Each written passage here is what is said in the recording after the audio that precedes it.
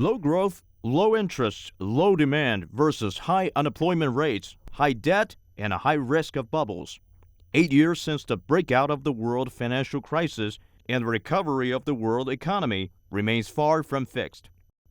The World Bank says the poor performance of global trade, the decline of bulk commodity prices, as well as intense geopolitical issues, all pose a threat to the world economy this year.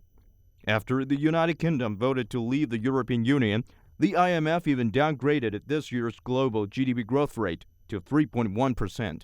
It's not just about growth next year, but it is about long-term growth. Okay? That means putting a lot of emphasis on structural reforms.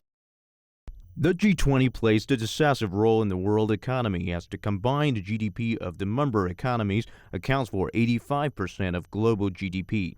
They're also responsible for 80% of global trade. Between 2008 and 2015, China has been seen as the engine of the world's economy, as it contributed 47% to global GDP growth.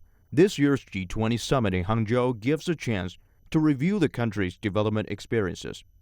They want to bring in wisdom from the East, especially from China. China has 30 years of development experience, and that experience could help global economic governance. Innovation is the key word at this year's G20 Summit.